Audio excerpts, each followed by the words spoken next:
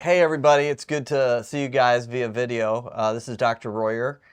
You've had an opportunity to work with John Wieringo on all your assessments. Most of you should have one of these, which has your precision, power, focus, all your results. We're really excited to have all this data, and thanks for taking the time to participate in it.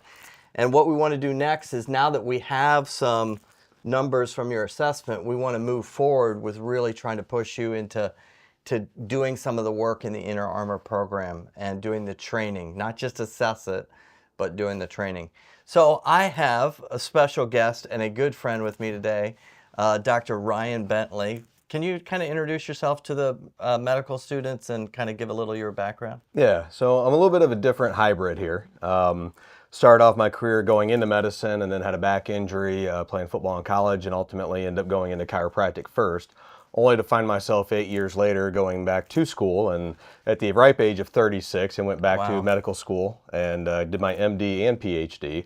So I do have 3 doctorates, but really it's not about it's going through all that was really to how can I help people better. Now I have a pretty integrative practice where we see everything from professional athletes to newborn babies, all the way to people with stage 4 cancers, to people that are wanting to stay healthy and well and have years of good health span. We introduced the Inner Armor program to you about a year ago.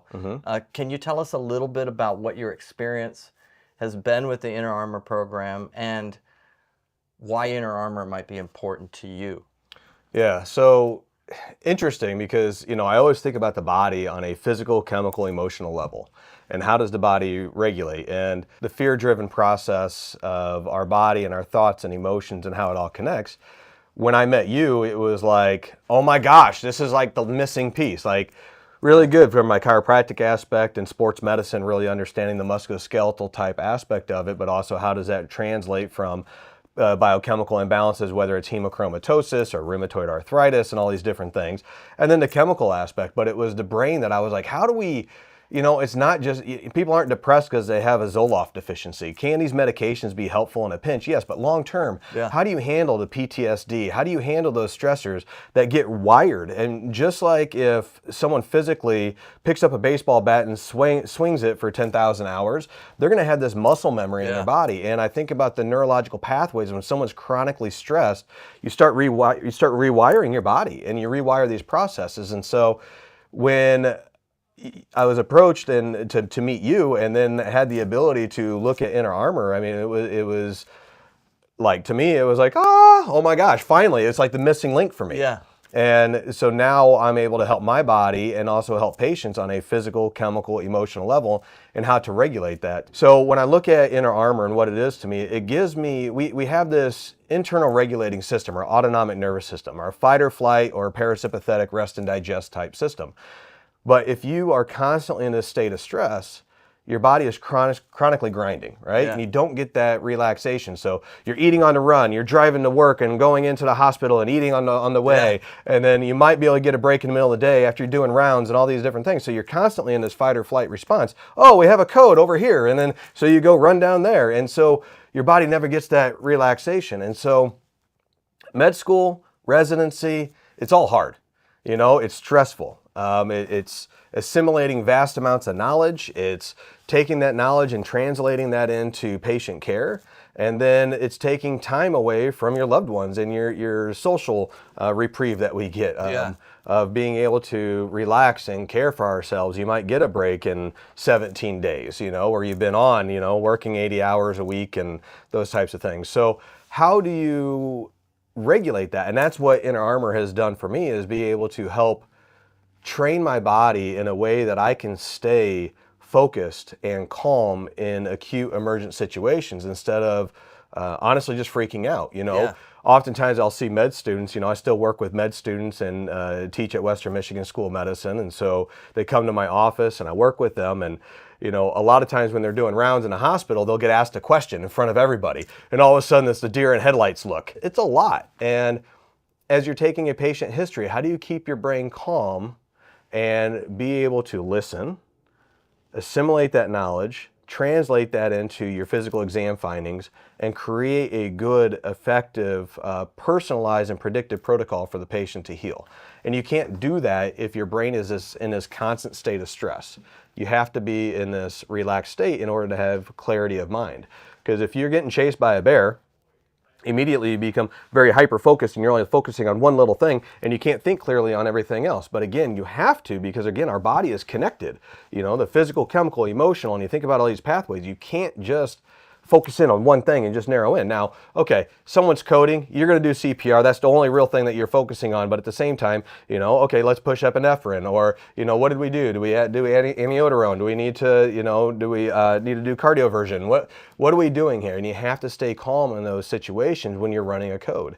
And so that's where you typically have the most calm person that's walking in that is going to be, okay, you're going to do this, you're going to take care of this, and they are just making sure all the people, because again, it's teamwork. You can't do it as an individual.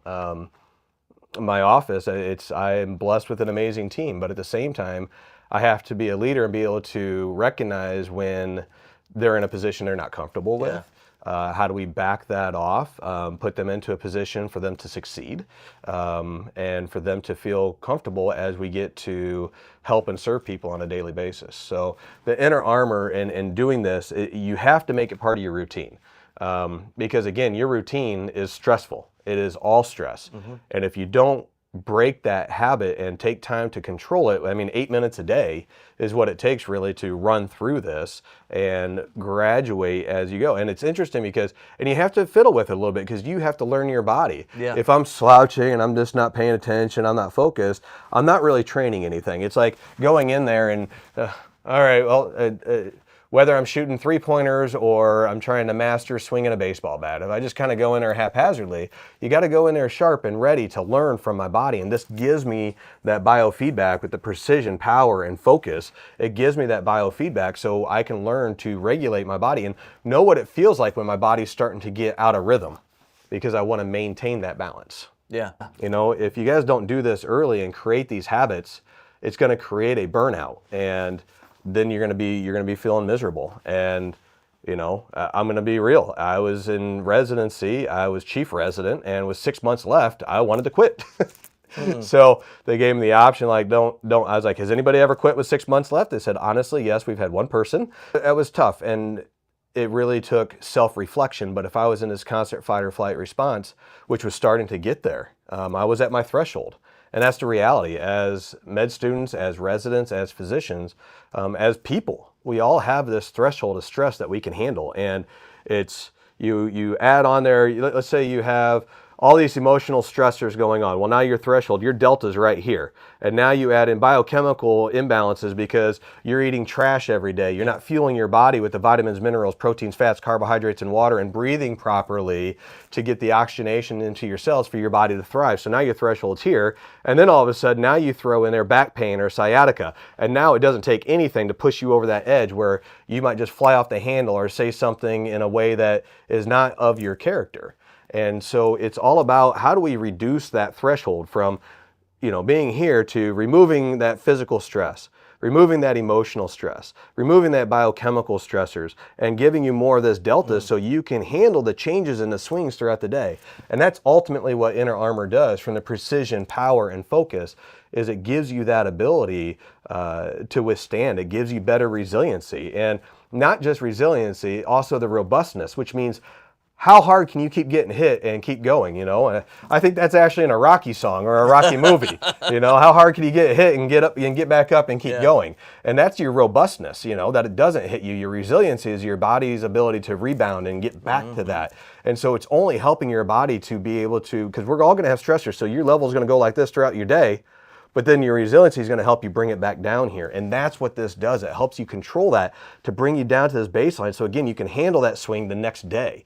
Because if you're not recovering, you're going to stay throttled right here. You're going to lose sleep. If you don't get sleep, you don't have your lymphatics working in your brain. Then you can't get into your REM sleep and your deep sleep. And then that just messes your next day. And it just keeps going. On a daily basis, Tim, I use this. That's awesome. And I am grateful because I would feel these things. Like I said, I was on the verge of burnout at, you know, 6 months left of residency serving as chief resident and leading the residents, handling the med students, working the hospital floor, working with the administrators, working at the higher level of the med school itself. Yeah. But now when I had those feelings coming up, this has made me more self-aware because, again, you got that biofeedback. Yeah. So, guys, I can't tell you enough that this is important.